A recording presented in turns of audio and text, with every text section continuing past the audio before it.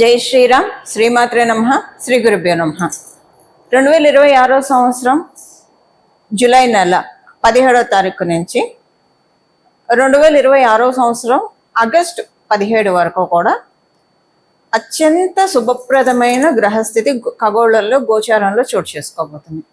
అత్యంత శుభప్రదమైన గ్రహస్థితి అనడానికి కారణం ఈ గ్రహస్థితుల్లో అంటే ఏ గ్రహాలు వీటిల్లో ఉన్నాయి, ఈ అత్యంత శుభప్రదమైన అంశాన్ని ఏ గ్రహాలు కలిగిస్తున్నాయి, అలాగే వీటిల వల్ల ద్వాదశ రాశుల వాళ్ళకి ద్వాదశ లగ్నాల వాళ్ళకి ఎలాంటి ఫలితాలు ఉంటాయి, వీటిని మీ జన్మ జాతకము బాగా ఉంటే ఓకే మీకు వచ్చేస్తుంది, లేకపోతే కనుక చిన్నపాటి రెమెడీ చేసుకుంటే వస్తుంది. ఇప్పుడు చూడండి, మన శరీరంలో విటమిన్ డి ఉంటేనే అది మిగతా విటమిన్స్ ని అబ్జర్వ్ చేసుకొని మన బాడీలో కన్వర్ట్ చేయగలుగుతుంది, అంటే శక్తిని విటమిన్స్ రూపంలో అందించగలుగుతుంది. విటమిన్ డి కరువు అయితే కాల్షియం డెఫిషియన్సీ ఇలా వస్తూ ఉంటుంది కదా.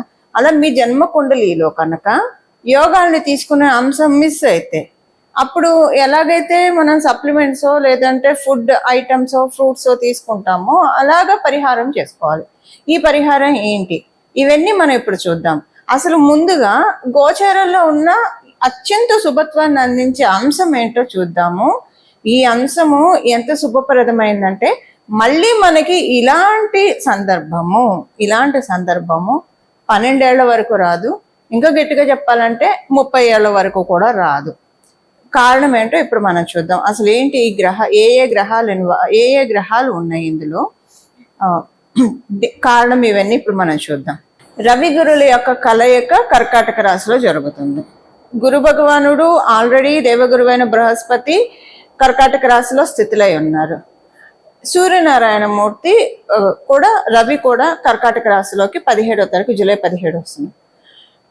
అయితే ప్రతి నెల కూడా రవి ఒక్కొక్క రాశికి ఆయన మారుతూ ఉంటారు, ప్రతి నెల మారుతూ. అందుకే సూర్య సంక్రమణములు రవి సంక్రమణము చాలా విశేషమైంది. మనం సత్యనారాయణ స్వామి వ్రతకల్పంలో కూడా చూస్తే రవి సంక్రమణ దినాల్లో సత్యనారాయణ స్వామి వ్రతం ఎవరైతే చేసుకుంటారో వాళ్ళకి కొమ్ము కాచి అండగా ఉండి వాళ్ళ ఇంట్లో సకల సౌభాగ్యాలు నేను అందిస్తానని చెప్పి సాక్షాత్ రమ సత్యదేవుడు చెప్పి ఉన్నారు. ఆ వ్రతకల్పంలో మనకు ఉంటుంది. ఏకాదశులు పౌర్ణమిలు ఇలా ఉన్న ఈ క్రమంలో రవి సంక్రమణ దినాలు కూడా చెప్పి ఉన్నారు. నిజంగానండి, మామూలుగా కూడా ప్రతి నెల రవి సంక్రమణం ఒక రోజు పట్టుకొని పంచాంగంలో ఇప్పుడు మనకి యూజర్ ఫ్రెండ్లీ, మీరు వీటిల్లో కూడా చూడొచ్చు, పంచాంగంలో చూడొచ్చు. ఆ రవి సంక్రమణ రోజుల్లో కనుక మనము ఏదైనా ప్రత్యేకమైన ఆరాధన చేస్తే ఆ నెలంతా బాగుంటుంది. ఎస్పెషల్లీ ఆయన కర్కాటక రాశిలోకి వచ్చినప్పుడు సూర్యనారాయణమూర్తి రవి అన్ని రాశుల్లో తిరిగేది అంతా ఒక లెక్క అయితే కర్కాటక రాశి మరియు మకర రాశి ఈ రెండు స్పెషల్గా ఉంటాయి, చాలా విశేషంతో కూడుకొని ఉంటాయి, విశేషమైన శుభత్వాన్ని ఇస్తాయి. కారణం ఏంటంటే రవి కర్కాటక రాశిలోకి ప్రవేశించినప్పటి నుంచి దక్షిణాయన పుణ్యకాలం ప్రారంభమవుతుంది. పూజలకి, జపాలకి, వ్రతాలకి, చాతుర్మాస వ్రతం అని చేస్తారు. ఇలా అన్నిటికీ కూడా అది ఓపెన్ అవుతుంది, చాలా మంచిది. ఇంకా రవి కనుక మకర రాశిలోకి వస్తే మకర సంక్రాంతి, అక్కడి నుంచి ఉత్తరాయణ పుణ్యకాలం ప్రారంభమవుతుంది. అందువల్ల ఒక 6 నెలలు, అందుకే ఆయనం అంటాం, ఉత్తరాయణం దక్షిణాయనం. స్వామివారు రవి దక్షిణ దిక్కుకి ప్రయాణం చేసేప్పుడు అది దక్షిణాయనం అంటాం, ఇంకా ఉత్తర దిక్కుకి ప్రయాణం చేసేప్పుడు ఉత్తరాయణం అంటాం. ఇంక ఇక్కడి నుంచి దక్షిణ దిక్కుకు ఆయన ప్రయాణం సాగుతూ ఉంటుంది. ఈ కర్కాటక రాశిలో ఆయన రావడం చాలా మంచిది. అయితే ప్రతి సంవత్సరం వస్తూ ఉంటారు, వచ్చినప్పుడంతా మంచిది, చాలా మంచిది. కానీ ఈసారి గురు భగవానుడి ప్రెజెన్స్ లో ఇది జరుగుతుంది. దేవగురువైన బృహస్పతి కర్కాటక రాశిలో ఆయన ఉచ్చ స్థానంలో చాలా కంఫర్టబుల్ గా ప్లేస్ అయి ఉన్న సమయంలో రవి రావడము చాలా విశేషమైన శుభాన్ని ఇస్తుంది. ఇది 12 సంవత్సరాల వరకు మళ్ళీ మనకి ఇలాంటి అవకాశం రాదు. అంటే ఒక నెల వరకు రవి ఇక్కడ ఉంటారు, తర్వాత సింహరాశిలోకి మారిపోతారు. కానీ దీని ఇంపాక్ట్ 6 నెలలు ఉంటుంది మనకి. మళ్ళీ ఇలాంటి శుభత్వాన్ని మనం చూడాలంటే 12 సంవత్సరాలు వేచి ఉండాలి. ఎందుకంటే ఒకసారి కనుక దేవగురువైన బృహస్పతి కర్కాటక రాశిలోంచి జరిగిపోయి సింహరాశిలోకి వస్తే మళ్ళీ ఆయన అక్కడికి రావడానికి 12 సంవత్సరాలు వ్యవధి పడుతుంది. ఇంకొక విశేషం ఏంటి, శనేశ్వరుడు కర్మకారకుడైన శనేశ్వరుడు మీనరాశిలో ఉన్నాడు. ఈ మీనరాశికి అధిపతి ఎవరు? దేవగురువైన బృహస్పతి. ఆయన నవమ దృష్టితో మీనరాశి మీద శనేశ్వరుడి మీద దృష్టి పెట్టి ఉన్నారు. ఈ పర్టికులర్ గా ఈ పీరియడ్ లో శనేశ్వరుడు వక్రించి కూడా ఉన్నాడు. ఇది చాలా మంచిది. వక్రించి ఉన్న శనేశ్వరుడు మీనరాశిలో, అంటే వక్రించి ఉంటే ఆయన ఎటువైపు ఆయన పయనం అవుతుంది, సహజ కాలపురుషుడు కుండలీలు లాభస్థానం వైపు ఆయన పయనం అవుతుంది, కుంభరాశి వైపు ఆయన పయనం అవుతుంది. ఈ సమయంలో గురువు అంటేనే జీవకారకుడు, ఆయన శనేశ్వరుడి మీద దృష్టి పెట్టడము. మళ్ళీ ఇలాంటి కాంబినేషన్ మనకి రావాలంటే 30 ఏళ్ళు వెయిట్ చేయాలి. అప్పుడు అంటే 30 ఏళ్ళకి శనేశ్వరుడు మళ్ళీ మీనరాశిలోకి రావాలి, మళ్ళీ ఆయన వక్రగతిలో కూడా అప్పుడు గురు భగవాన్ ఇక్కడ ఉండాలి, కర్కాటక రాశిలో ఉంటారు. అది మళ్ళీ మనం ఆ క్యాలిక్యులేషన్స్ వేరు ఉంటాయి. ఉండాలని రూల్ కూడా లేదు, ఆయన వేరే రాశిలో కూడా ఉండొచ్చు ఆ టైంలో. ఇలాగా అంటే ఇది ఎప్పటికో వస్తుంది మనకి ఇలాంటి గ్రహస్థితి, అత్యద్భుతమైన గ్రహస్థితి. అందరూ కూడా ప్రాపర్గా యూటిలైజ్ చేసుకోవాల్సిన సమయం ఇది. ఏం చేయాలి, అసలు దీని యొక్క సిగ్నిఫికెన్స్ ఏంటి, ఇది మనం చూద్దాం. మామూలుగా మనము దీని విశేషం ఏంటంటే, మామూలుగా మనము జన్మ తీసుకునేదే ఈ జీవుడిని ఈ శరీరంలోంచి జనన మరణ చట్రంలో నుంచి బయటపడేయడానికే భగవంతుడు మనకి మానుష జన్మనిస్తాడు. మానుష జన్మ ఇచ్చినప్పుడు గృహస్థాశ్రమ ధర్మంలో ఉన్నప్పుడు మన కర్తవ్యాలు మనం నిర్వహించాలి. డే టు డే లైఫ్లో మనం చేయాల్సిన పనులు మనం చేయాలి, మన రెస్పాన్సిబిలిటీస్ మనం చూసుకోవాలి. మన ఇంటికి ఇప్పుడు మన ఇంట్లో వాళ్ళు ఎక్కడికైనా వెళ్ళాలంటే వాళ్ళతో వెళ్ళాలి. ఎందుకంటే మనం ఎంత ఆధ్యాత్మికంగా ఉన్నా సరే ఇంట్లో వాళ్ళది కూడా మనం పట్టించుకోవాలి. సో వాళ్ళు ఎటన్నా వెళ్ళాలంటే వాళ్ళతో పాటు వెళ్ళాలి. బట్ ఎటు వెళ్ళినా కూడా ఒక వైరాగ్య భావంతో, సపోజ్ ఒక సినిమాకే వెళ్ళాం అనుకోండి, అక్కడ కూడా మనం ఒక వైరాగ్య భావంతో ఉండడం. అంటే ఇది అన్ని వేళలా ప్రాక్టికల్గా పాసిబుల్ కాదు, కానీ సాధనాతో సాధ్యతే సర్వం. ఇది నా కుటుంబ సభ్యుల కోసం నా బాధ్యతగా నేను చేస్తున్నాను అన్న భావంతో ఏదైనా ఎటు వెళ్ళినా, ఒక గుడికి వెళ్తే మటుకు ఫుల్ డెడికేషన్తో ఉండడము.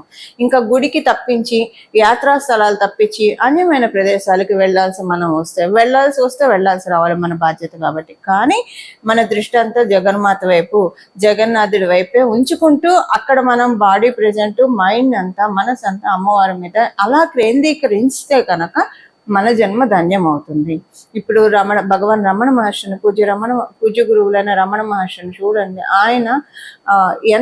ఆయన జీవిత గాథ చూస్తూ ఉంటే చాలా కళ్ళంబడి నీళ్ళు వస్తూ ఉంటాయి. అంటే ఎన్ని జన్మల సాధనం ఈ జన్మలో ఆయనకి మోక్షాన్ని, అరుణాచలేశ్వరుల్లో ఆయన ఐక్యమయ్యే స్థితిని తీసుకొచ్చింది. ఇలా మనం కూడా ప్రాక్టీస్ చేయడానికి ఏదో ఒక జన్మలో అందరికీ కటాక్షం దొరుకుతుంది కదా, దొరకదు అనేది లేదు. ఎందుకంటే ఈ జీవాత్మని మనం క్రియేట్ చేయలేదు, ఇందులో ఉన్న జీవుడిని మనం క్రియేట్ చేయలేదు. అసలు మన శరీరమే భగవంతుడు ఇచ్చింది, ఈ జీవాత్మని మనం క్రియేట్ చేయలేదు. భగవంతుడి నుంచి వచ్చిన, పరమాత్ముడి నుంచి వచ్చిన అంశలం మనం అందరం జీవాత్మనం. కాబట్టి ప్రతి ఒక్కళ్ళం అర్హులమే. ఈ జన్మ కాకపోతే వచ్చే జన్మ, ఆపై జన్మ. మనం ఎంత సాధన చేస్తే అంత త్వరితంగా ఈ జనన మరణ చట్రంలోంచి, ఈ బర్త్ సైకిల్లోంచి మనల్ని మనం విడిపించుకోవడం, ఈ బంధనంలోంచి ఈ జీవుడు అనే పక్షిని ఊర్ధ్వలోకాలకి తీసుకెళ్ళడానికి చక్కటి అవకాశం.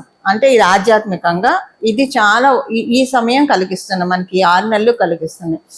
అయితే అందరికీ ఆధ్యాత్మికంతో కనెక్షన్ ఉండాలని ఉండదు, లౌకికంగా కూడానండి.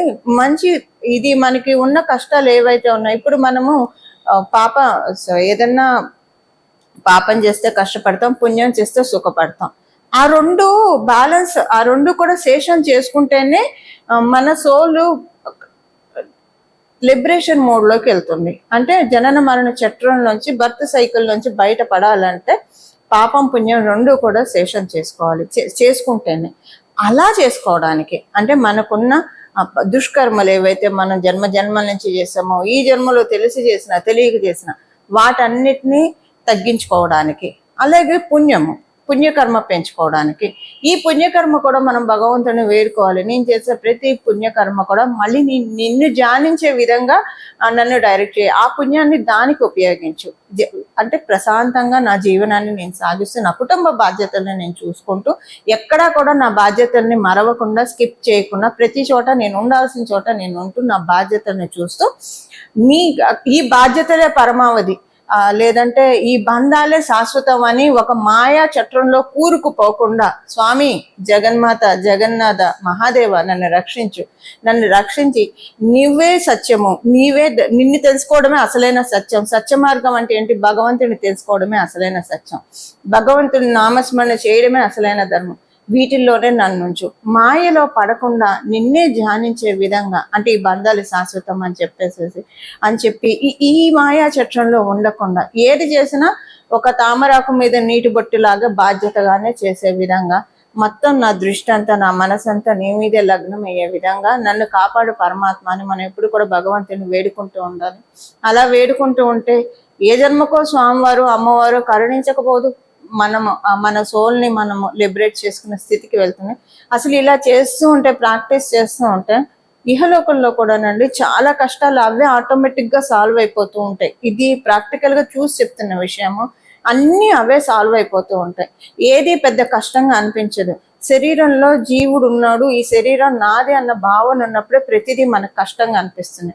ఎప్పుడైతే ఈ దేహం నాది కాదు, ఈ మనసు నాది కాదు, ఇందులో జీవుడే నేను అన్న భావనతోటి మనం అన్ని పనులు చేసుకుంటూ వెళ్తాం. భగవద్ ఆదేశానుసారం ఈ శరీరం లభించింది, ముక్తికే వాడాలి, భగవత్ సాధనకే దీన్ని వాడాలన్న చింతనలో ఎప్పుడైతే వెళ్తూ ఉంటామో లౌకికమైన విషయాలన్నీ కూడా చాలా సులభతరం అయిపోతాయి. ప్రతిదీ కూడా మనం సాధించగలుగుతాం.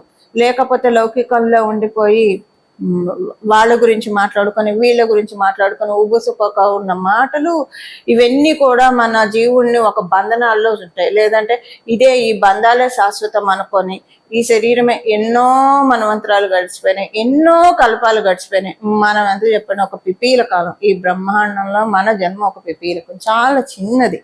మళ్ళీ ఈ జన్మ గురించి ఇదే నిజమని ఇదే సత్యమని భ్రమించి ఇదే మాయ, ఇదే దీంట్లోనే కొట్టుకొని వీటికే. కానీ బాధ్యతలు అయితే విస్మరించకూడదు. ఫ్యూచర్ ప్లాన్స్ వేసుకోవాలి. మన గృహస్థ ధర్మంలో ఉన్నప్పుడు మన కుటుంబాన్ని చూడాల్సిన బాధ్యత మనకు ఉంటుంది, ఫ్యూచర్ గురించి ఆలోచించాల్సిన బాధ్యత కూడా ఉంటుంది. అది బాధ్యతగానే పెట్టుకోవాలి, అదే పరమావధిగా ఉండకూడదు. ఇలా మనల్ని, ఇదంతా ఎందుకు చెప్తున్నానంటే ఇలా మనల్ని మౌల్డ్ చేసుకోవడానికి, సింపుల్గా చెప్పాలంటే ఇహలోకంలో ఉన్న ఈ బంధనాల నుంచి, కష్టాల నుంచి అనుకోండి, బాధల నుంచి, దుఃఖం నుంచి సులభంగా మనల్ని బయటపడేసే తరుణోపాయము ఇప్పుడు మనకి గోచారంలో గ్రహస్థితులు, రవి గురువుల యొక్క కలయిక మనకి కలిగిస్తోంది. దీన్ని మనందరం కూడా సద్వినియోగం చేద్దాము.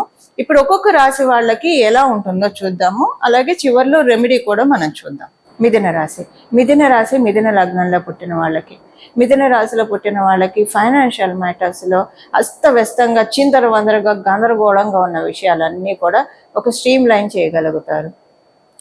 ఒక సిస్టమేటిక్గా మీ ఫైనాన్షియల్ మోడ్ని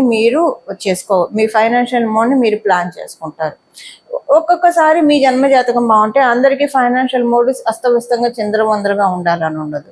కొంతమందికి అయితే డెఫినెట్గా ఉంది. బట్ ఇప్పుడు అంటే ఉన్న గోచార గ్రహస్థితుల రీత్యా చెప్తున్నాను. లేకపోతే చాలా ప్లాన్డ్గా ఉంటారు మిథున రాశి మిథున లగ్నాల్లో పుట్టిన వాళ్ళు. కానీ ఒక 4-5 సంవత్సరాలుగా దారి తెన్ని లేకుండా ఫైనాన్సెస్ కావచ్చు, లేదా కొంతమందికి కుటుంబంలోని విషయాలు, అందరికీ ఫైనాన్షియల్ అని ఉండాలి లేదు, కుటుంబంలోని విషయాలు, కుటుంబంలోని వ్యక్తులు ఏంటి ఇలా ఉన్నారు, ఇలా అయిపోతున్నారు, ఏంటి ఎటు పోతుంది ఇదంతా కూడా, ఇలాంటి ఈ రెండిట్లో ఏదో ఒకటైతే సఫర్ అవుతున్నారు. ఒకవేళ మీరు ఆర్థిక విషయాల్లో కనుక ఒక తీరు తెన్ను లేకుండా చిందరవందరగా ఉండి ఇబ్బంది పడుతుంటే అవన్నీ సెటరేట్ అయ్యే శుభ సమయం. లేదు మీకు ఆర్థికంగా బాగుంది, మాకు అలాంటిదేం లేదు, కానీ కుటుంబంలో ఉంటుంది. కుటుంబంలో వ్యక్తులు ఒకళ్ళకొకళ్ళు పొంతన లేకుండా, ఇలాగ పొంతన లేకుండా అంటే కొంతమంది, ఇప్పుడు నలుగురు ఉంటే 3 బాగానే ఉంటారు, ఒకళ్ళు వాళ్ళ గురించి దిగులు ఉంటుంది, లేదా 2 గురించి దిగులు ఉండదు. చిన్నికి వీళ్ళు ఇలా తయారవుతున్నారు, ఇలా అయిపోతున్నారు, వీళ్ళకి ఇంకా బాగుంటుందా, ఇలాంటి ఆలోచనలు బాగా తినేస్తున్నాయి మీ మెదడుని. వాళ్ళు చేసే పనుల వల్ల కావచ్చు, ఇంకొకటి కావచ్చు. అది కూడా మొత్తము సవ్యంగా అయిపోతుంది. చిందరవందరగా ఉన్న పరిస్థితులు ఆర్థికంగా కావచ్చు, వ్యక్తిగతంగా కావచ్చు, కుటుంబ పరంగా కావచ్చు, అవన్నీ సెటరేట్ అవుతాయి. కొంతమందికి అసలు జన్మజాతకం బాగోకపోతే ఈ 4 సంవత్సరాలు రెండూ ఉంటాయి. ఇటు ఫైనాన్షియల్గా ఉంటుంది, ఇటు కుటుంబంలోనూ ఉంటుంది, వ్యక్తిగతంగా ఉంటుంది, అన్ని రకాలుగా ఉంటుంది. అలాంటి కోవలో మీరు ఉంటే మీకు సెటరేట్ అవుతుంది. ఇది మిథున రాశి, మిథున లగ్నంలో పుట్టిన వాళ్ళకి ఉండబోయే ఫలితాలు. పరిహారము, ఇప్పుడు చేసుకోవాల్సిన పరిహారము నేను మొదటే చెప్పాను.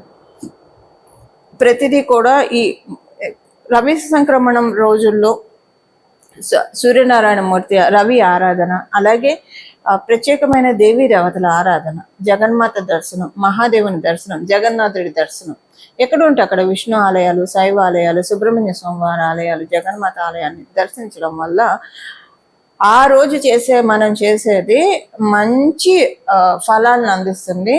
అంటే ఎస్పెషల్లీ ప్రతి నెల రవి సంక్రమణం మనం చేయలేకపోయినా దక్షిణాయనం, ఉత్తరాయణం ఈ రెండు చేస్తే ఈ ఫలితాల్ని మీరు ఒక సంవత్సరం చేసి చూడండి. దక్షిణాయనం వచ్చిన రోజు ఏదో ఒక ప్రత్యేక ఆరాధన చేయండి, ఉత్తరాయణం వచ్చిన రోజు ఏదో ఒక ప్రత్యేక ఆరాధన చేయండి. ఆ సంవత్సరంలో మార్పు రాకపోతే చూడండి, ఖచ్చితంగా మార్పు వచ్చే తీరుతుంది. మీకేం మార్పు కావాలో ఆ మార్పు వస్తుంది. మంచి మార్పులు మన జీవితంలో వస్తాయి. ధర్మబద్ధమైన మార్పులు మన జీవితంలో వస్తాయి అనడంలో ఎలాంటి సందేహము లేదు. ఇది నేను అనుభవించి మీ అందరికీ చెప్తున్న విషయాలు ఇవన్నీ కూడా ప్రాక్టికల్గా అన్ని నేను ఆచరించి నాకు ఏవేవైతే బాగా జరిగిందో నా జీవితంలో అందరికీ బాగా జరగాలని చెప్తున్న విషయాలు ఇవన్నీ కూడా. పరిహారం వచ్చేసేసి మీ ఇష్టదేవత ఆరాధన చేయండి. 17వ తారీఖు ప్రత్యేకించి 17వ తారీఖు మొదలు మొత్తం నెలంతా ఈ 6 నెలలు కూడా భగవద్ ఆరాధన. ఇంకొకటి ఏంటంటే ఈ 6 నెలల్లో దక్షిణాయన పుణ్యకాలం 6 నెలలు ఉంటుంది. అంటే మకర సంక్రాంతి వరకు ఉంటుంది. ఈ 6 నెలలు ఇప్పుడు గురు భగవానుడు ఉన్నాడు అంటే దేవతలు, గురు భగవానుడు కర్కాటక రాశిలో ఉండడం అంటే దేవతలు మన మొరల ఆలకించే సమయం అని అర్థము. ఆయన ప్రత్యేకంగా కంఫర్టబుల్ ప్లేస్లో ఉన్నారు కాబట్టి మనం చేసే ప్రతి పూజ కూడా సాఫల్యత చెందుతుంది. చేయాల్సింది ఏంటంటే ఈ 6 నెలలు శ్రీమద్ భాగవతాన్ని అంటే కృష్ణ కథల్ని వినడము, దేవి భాగవతాన్ని చదవడము, వినడము. ఇవి మీరు చదవగలిగితే మరీ మంచిది, లేదా వినండి. చక్కగా పూజ్య గురువులు ఎంతో మంది ప్రవచనాల రూపంలో చెప్పి ఉన్నారు. పూజ్య గురువులు వడ్డిపర్తి పద్మాకర్ గురువు గారు, చాగంటి గురువు గారు, సామవేద షణ్ముఖ శర్మ గారు, చాలా మంది పూజ్య గురువులు చెప్పి ఉన్నారు. వినండి లేదా చదవండి, ఏదో ఒకటి చేయండి. అలాగే శివ మహాపురాణం, ఈ 3 కనుక చాతుర్మాసంలో విన్నా చదివినా ఎంత మంచి ఫలితాలు వస్తాయంటే మనకు అసలు భాగవతంలో ఒక విషయం ఉంటుందండి. అదేంటంటే మనం ఈ జన్మలో భాగవతం ఒకసారి వినాలంటే 1000 జన్మలు హరినామ సంకీర్తన విడవకుండా చేస్తే మనకి ఈ జన్మలో ఒక్కసారి భాగవతం వినే కటాక్షాన్ని భగవంతుడు కలిగిస్తాడట. అందుకే మనకి వాగ్గేయకారులు పాటలు ఎంత అనుభవించి రాశారో అనిపిస్తుందండి. వినరు భాగ్యము విష్ణు కదా, ఎంత నిజం కదా, సో ట్రూ అనిపిస్తుంది. ఎంతో భాగ్యం ఉంటే తప్పించి మనము స్వామివారి కథల్ని, లీలల్ని తెలుసుకునే భాగ్యం కూడా మనకి కలగదు. ఈ వీడియో ఎవరెవరైతే చూస్తున్నారో వాళ్ళకి జగన్మాత ఆశీస్సులు, మహాదేవుని ఆశీస్సులు, జగన్నాథుడి ఆశీస్సులు పరిపూర్ణంగా ఉన్న వాళ్ళందరికీ వీడియో చేరుతుంది. అందరూ చూస్తారు. తెలుసుకోండి, భగవంతుడి గురించి తెలుసుకోండి. 1000 జన్మలు మనం ఏదో పుణ్యం విష్ణునామ సంకీర్తన చేస్తే ఒక జన్మలో ఆయన కథల్ని వినే భాగ్యం మనకి కలుగుతుందంటే అది ఎంత విశేషమైన పుణ్యప్రదం చెప్పండి. ఇలా నేను ప్రతి సంవత్సరం గత 7-8 సంవత్సరాలుగా చేస్తూ వస్తున్నది నేను మీకు చెప్తున్నా. ప్రతి సంవత్సరం కూడా నేను భాగవతం చాతుర్మాసంలో చదువుతాను, వింటాను కూడా, 2 చేస్తాను. నా జీవితంలో ఎన్నో మార్పులు వచ్చాయి. నాకు అనిపిస్తుంది 1000 జన్మలు చేస్తే ఒకసారి వింటారంటే ఈ జీవుడు ఎంత పుణ్యం చేసుకుందో, ఈ శరీరంలో ఉన్న ఈ జీవుడు పదే అవకాశం, స్వామి ఎంత అవ్యాజ కరుణామూర్తి అవకాశం కల్పిస్తున్నారు అన్న ఒక ఆనంద బాష్పాలు అయితే ఖచ్చితంగా ప్రతిసారి విన్నప్పుడు వస్తాయి. మీరు వినండి, అది అనుభూతి చెందుతారండి. ఎంత స్వామి ఎంత కరుణ అంటే చదవండి, వినండి, మంచి మార్పులు మీ జీవితంలో చూస్తారు. ఇది సత్యం సత్యం సత్యం. ఇందులో రవ్వంత అతిశయోక్తి కూడా లేదు. ఇంతే సింపుల్ పరిహారము. ఇది ఏంటంటే ప్రతిసారి విన్నప్పుడు అదొక తన్మయత్వం, కానీ మనసు పూర్తిగా లగ్నం చేసి వినాలి. మన శరీరం ఇక్కడ పెట్టాం, చెవులు ఏదో ఆలకిస్తున్నాయి, మన మనసు చెవులు అయితే ఆలకిస్తూనే ఉంటాయి, కానీ మనసు ఎటో పోతూ ఉంటుంది. అలా విన్నా ఎంతో అంత ఫలితం అయితే వస్తుంది. అలా కాకుండా ఒక పరిపూర్తి ఇప్పుడు అంటే ఎవరి గురించి అన్నా ఎవరైనా ఏదైనా చెప్తుంటే ఎంత శ్రద్ధగా వింటారు, లేదా ఏదైనా ఒక విషయం ఒక ఇంట్రెస్టింగ్ టాపిక్ ఉంటే ఎంత శ్రద్ధగా వింటాం. అన్నిటికంటే రెట్టింపు శ్రద్ధతోటి దీన్ని వినాలి లేదా చదవాలి, అంత కాన్సన్ట్రేటెడ్గా చదవాలి లేదా వినాలి. చూడండి ఎంత మంచి మార్పు మీ జీవితంలో వస్తుందో. ఇది విష్ణుమూర్తి అలాగే జగన్మాత మహాదేవుడి కృపతో జరిగే సంకల్పము. ఇది అంత తేలిగ్గా రాదండి. మనందరం కూడా దీన్ని సద్వినియోగం చేసుకోవాలి. మీరందరూ కూడా అందరూ కూడా భగవద్ బంధువులే, అందరూ కూడా దీన్ని ఆత్మ బంధువుల దీన్ని మీరందరూ కూడా వినియోగించుకొని మీ జీవితాల్లో సన్మంగళాన్ని ఆహ్వానిస్తారని చెప్పి మనస్ఫూర్తిగా మన జీవితాల్లో సన్మంగళాలు జరగాలని చెప్పి జగన్మాతని మహాదేవుణ్ణి అలాగే జగన్నాథుని శిరస్సు ఉంచి శరణు వేడుతూ మంగళం. నమో భగవతే వాసుదేవాయ.